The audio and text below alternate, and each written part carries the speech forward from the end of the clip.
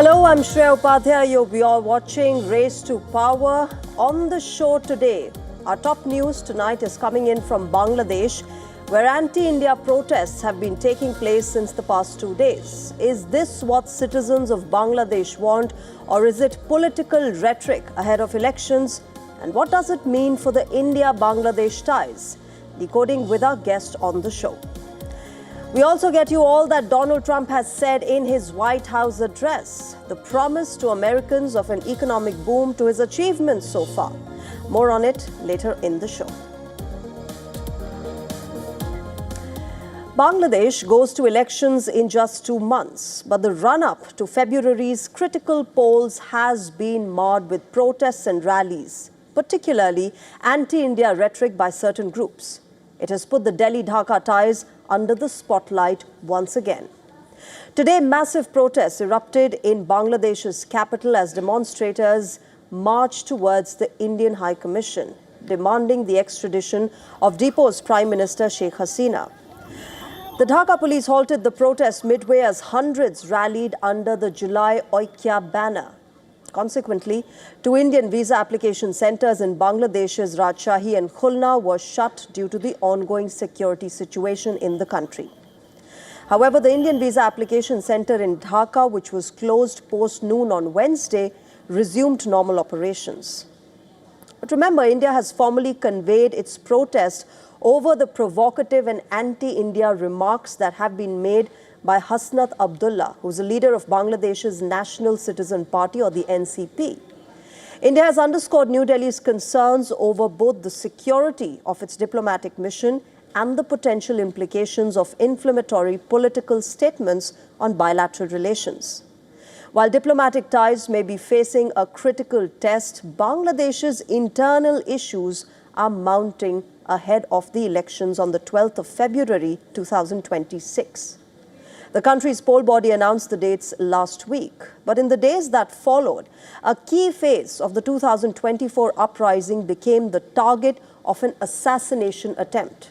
Sharif Osman Hadi remains in critical condition after being shot at. And so, there are serious questions that Bangladesh is staring at. Can Bangladesh conduct elections peacefully? Does the current landscape set the tone for further political uncertainty? And for India, what's the way to ensure cordial relations with her neighbor? Let's get a perspective on this. We will be joined by former ambassador to Bangladesh, Ms. Veena Sikri, in a short while from now.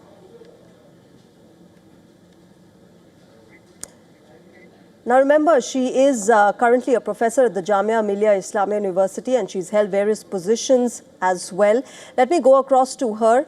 Welcome, Ambassador Sikri. Can I first understand from you what you make of these protests? Because these are coming right ahead of the elections in Bangladesh scheduled in February. There are very concerning anti-India statements that have been made during these protests.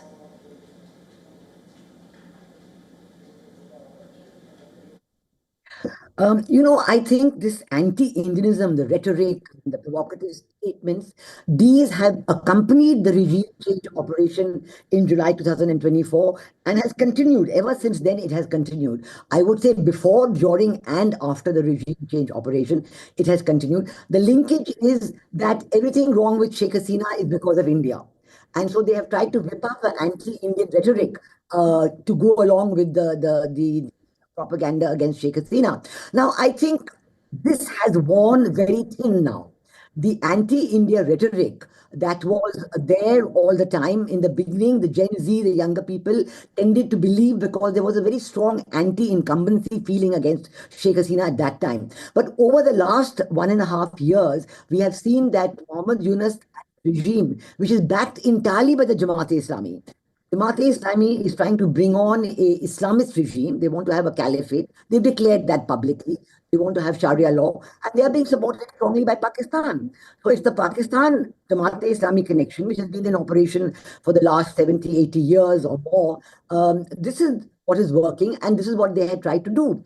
But the people of Bangladesh have realized that do not want, they're deeply religious, but they don't want Sharia law. They don't want Islamism. They don't want, this the coming together of the Islamic groups. In fact, Jamaat-e-Islami has even abandoned the BNP, the Bangladesh Nationalist Party.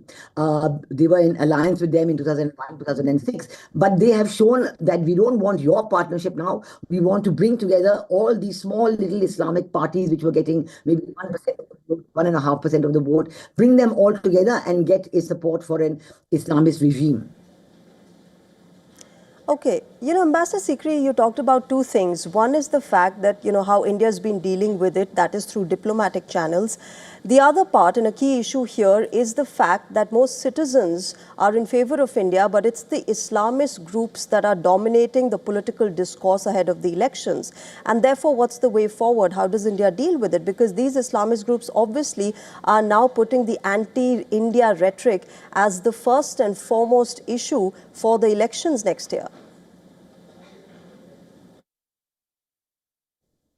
Well, first of all, you're quite right. Through diplomatic channels, we convey strongly and sharply to the UNIS regime what is wrong with what they are doing, in the sense that this attack on India, the consistent anti-India rhetoric they're whipping up. And that has fallen flat now. That is one thing. All this you do through diplomatic channels. But I think the message that we have conveyed about free, fair, inclusive, and credible elections has gone home. And it has created this support among the people of Bangladesh, but created anger among the Islamic-backed UNIS regime in Bangladesh. And I think this message has to be reiterated strongly. And really speaking, we have to look at the next steps after this, because we must by any means bring in and ensure that the elections will be held only if they are free, fair, inclusive, and credible. Let me explain why this is important. Because if the elections are not inclusive and therefore are not credible, then the instability will continue. The people will continue to come on the streets. The election results will not be accepted. And the violence and the demagoguery, this will all continue. In fact, this is the worry, because then we know India's security, India's borders, the situation, because there will be clashes, and this is a terrible worry that we have. So the only answer is to have a situation where elections are seen and known to be free, fair, and inclusive. Everybody will be satisfied with the outcome. Whoever it is, whatever it is, the outcome will be accepted. And surely India will deal with the elected government, because that is an elected government in a democratic manner. And by representing the will of the people, whatever they want to do in parliament, any reforms they want, any constitutional amendments they want, they can do it through parliament. And that will go down very well. But now the kind of, rhetoric and saying, oh, let's have a referendum, we'll do this on the same day as the election, all that is creating such a lot of disquiet among the people in Bangladesh and making them worry about their own future. Because clearly there is no interest in an Islamist regime in Bangladesh. All right. Let's wait and watch how this proceeds. Ambassador Veena Sikri, thank you very much. We leave it there. Thanks very much for joining us on WION and sharing your perspective and helping us better understand what this really means for the ties between the two countries. All right, moving on. American President Donald Trump's televised address from the White House was on theme lavish on self-praise and a promise of better things to come for America. But in a festive backdrop of Christmas trees, the Republican leader began his speech in classic Trump style, slamming his Democratic predecessor, Joe Biden. Good evening, America. 11 months ago, I inherited a mess, and I'm fixing it.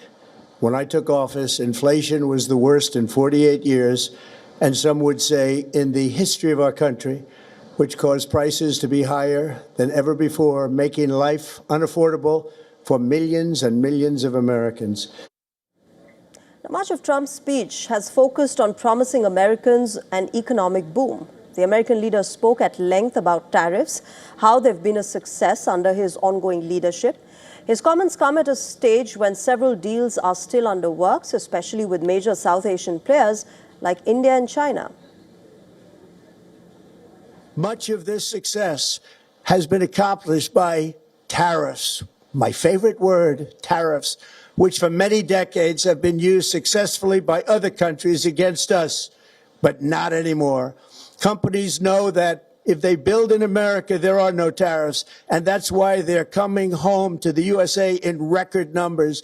They're building factories and plants at levels we haven't seen, AI, automobiles. We're doing what nobody thought was even possible, not even remotely possible. Now, Donald Trump's focus on economy mirrors everything that he promised during the presidential campaign. But the speech also comes at a time when polls show his popularity among American voters steadily declining. It is the president's handling of economy that has been the single largest trigger behind his falling popularity ratings. The speech was an important one for Donald Trump, remember, especially because it comes at a time when the Republican camp is concerned about the upcoming midterm elections. The American president has touted big success in bringing down the cost of living and creating more jobs. But how much of that has really happened on ground is the question.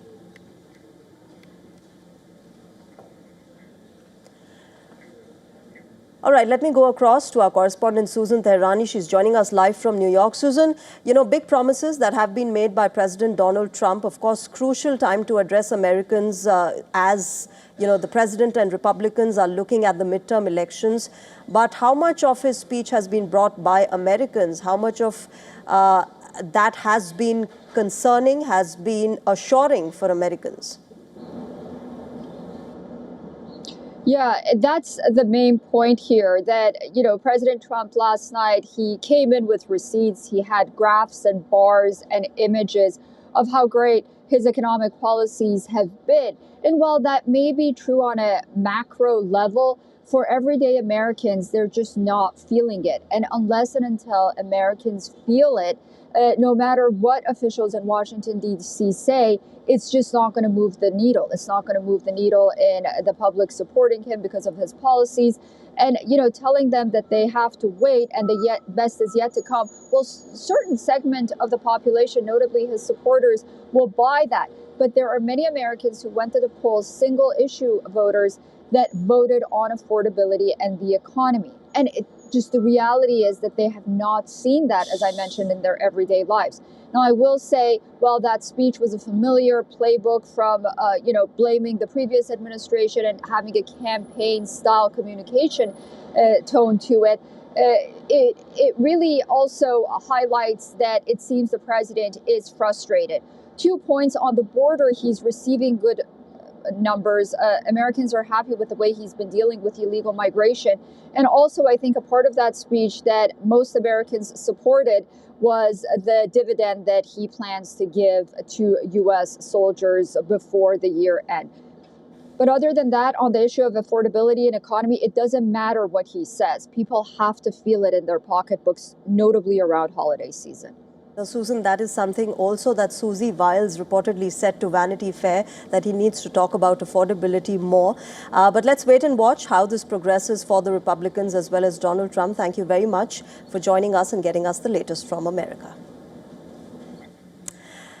All right, a sitting president got the shock of his life when he learned of being deposed in a coup from a counterpart. Well, the critical difference being this news was fake and entirely based on an AI-generated viral video. French President Emmanuel Macron was at the receiving end of this entire controversy. The president of an undisclosed African nation took the video seriously and inquired about the coup attempt with Macron. The French president then told La Provence that his team immediately contacted Meta and demanded the content to be removed as it was causing chaos. In a shocking twist, though, Meta refused to comply, citing that it did not violate Facebook's terms of use. The video was taken down eventually. But the video in question, remember, was uploaded on Facebook by a user using the alias Islam. The video featured an alleged reporter from a non-existent news channel, Live 24, who declared that Macron had been overthrown by an unnamed army official. This video gained credence as a helicopter, Eiffel Tower, and armed personnel all were visible in the backdrop. It has garnered close to 13 million views already before it was brought to Macron's notice. Incidentally, this is not the first time that speculations of a coup have rocked France. Previously in December, remember, another AI-generated video had surfaced online. It falsely showed a reporter from a media outlet, RFI, relaying fake news about a coup. This video also bagged 3 million views before being removed. Now, in the wake of this incident, the French president has demanded a stricter regulation of social media platforms. Earlier this year, Facebook ended its independent fact-checking program, citing that its rules limited legitimate political debate and censored trivial content. Meanwhile, the European Union and the US have also been at loggerheads after a 120 million euro fine was imposed on Elon Musk's social media platform, X.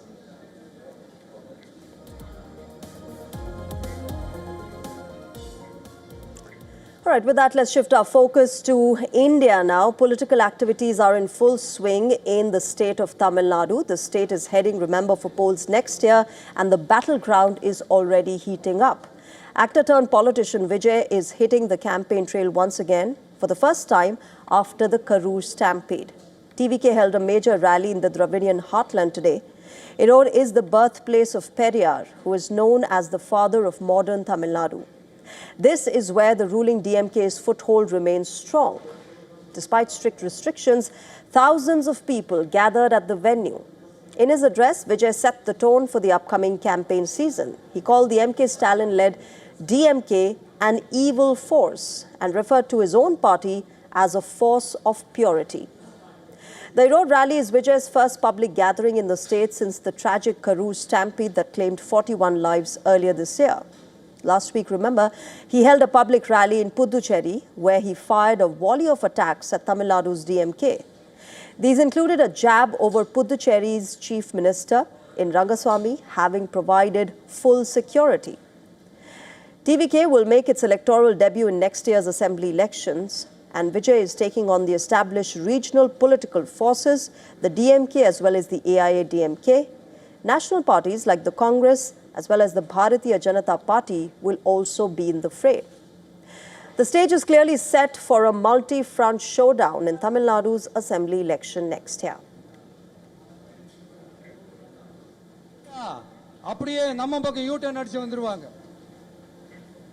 All right, let's talk about Nepal now, where the former Prime Minister KP Sharma Oli is making strides to revive his political ambitions.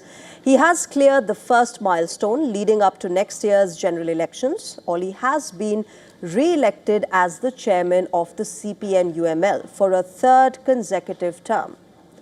Now, CPN-UML cadre have once again backed Oli for this post. The high-stakes vote, remember, was held at the party's 11th General Convention. Oli secured 1,663 votes decisively, defeating his closest rival, Ishwar Pokhrel, who received 564 votes. KP Sharma Oli has secured a landslide in this leadership race, but the election has revealed divisions within the party. Oli faces the challenge of keeping the flock together and going into the elections with a united CPN-UML. Veteran CPN-UML leader and the party's General Secretary, Shankar Pokhrel, has backed Oli. However, Pokhrel also asked the former Prime Minister to make efforts to bring everyone together and strengthen the party. At the General Convention, the workers have delivered a mandate in the form of the results. At the same time, within the party, the natural polarization that emerged during the election process in the form of factions and counter-factions has to be addressed and reconciled. A four-time Prime Minister, Oli first claimed the party's leadership at the 9th convention in Kathmandu and was re-elected at the 10th in Soraha. This victory comes just 3 months before Nepal's national elections on the 5th of March, and they will be the first since the Gen Z protests toppled Oli's government back in September.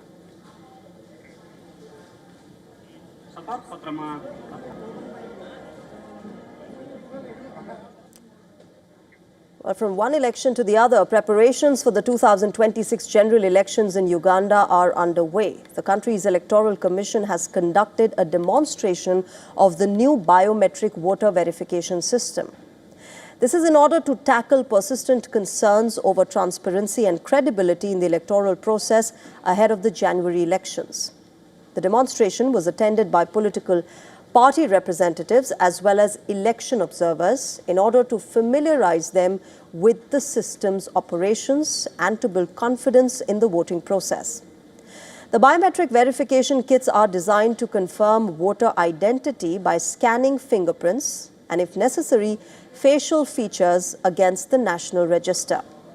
At polling stations, officials will use QR codes from voter slips or IDs to load data, then verify biometrics before issuing the ballots.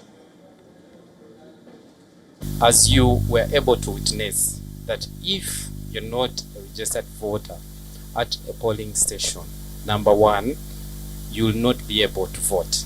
So that is ensuring that whoever is voting is actually accurately verified. Now, the system aims to enforce the one person, one vote principle while maintaining ballot secrecy. We've always had the manual process, and I think the digital is way easier because everyone is going digital these days. The Electoral Commission said that the technology would strengthen integrity, but opposition groups argue that without independent oversight and transparency in tallying, confidence would remain low.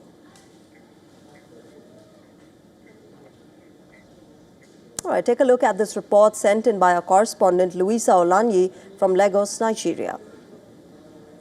To show a new parts of credibility, the Ugandan Electoral Commission has publicly demonstrated the use of the biometric voter verification kits to ensure public confidence in the integrity of the 2026 general elections. It has also started issuing voter location slips to guide the voters about the location of their respective polling stations. Well, this comes amid the tension built already as the President Museveni, that had been in power for 39 years, seeks a seventh term. The demonstration allows voters to understand how to vote with the BVK, which will ensure only one vote per voter, thereby cutting the irregularities of the past, which usually leads to security forces clamping down on opposition, mass arrests, including the presidential candidates, and even deaths. I recall that the deaths of at least 54 people happened in 2020 when they protested the release of the then detained candidate, Robert Kyangulanyi, popularly known as Bobby Wine. From Lagos, Nigeria, Louisa Olanyi, WION The World. Moving on, European leaders are in Brussels to discuss funding for Ukraine and determine the future of a critical trade deal. But the anger has been mounting on the streets against the Mercosur agreement, which is due for signing this weekend. French farmers are out on the streets. Police and protesters are unleashing smoke bombs and water cannons on each other. Take a look.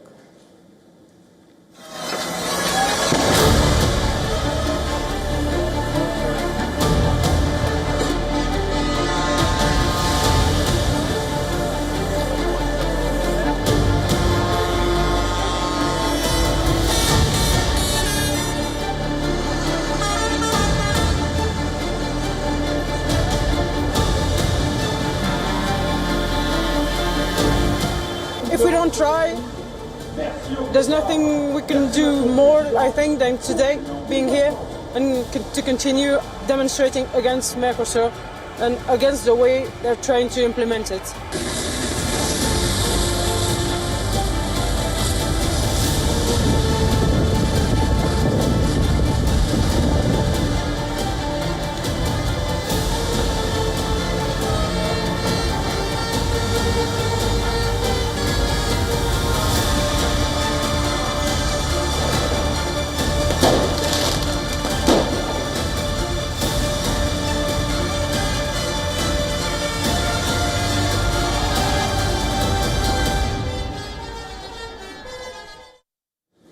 All right, with that, it's a wrap on Race to Power, but news and updates will continue on WION. Thank you very much for joining us tonight. Bye-bye.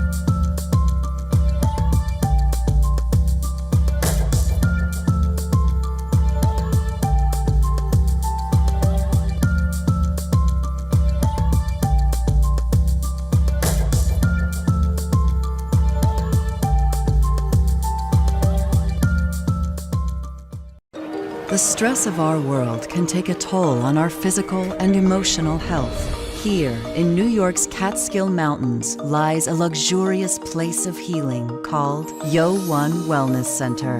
The WION Wellness Center provides 500,000 square feet of natural methods to manage diabetes, hypertension, chronic pain, obesity, depression, anxiety, and other conditions.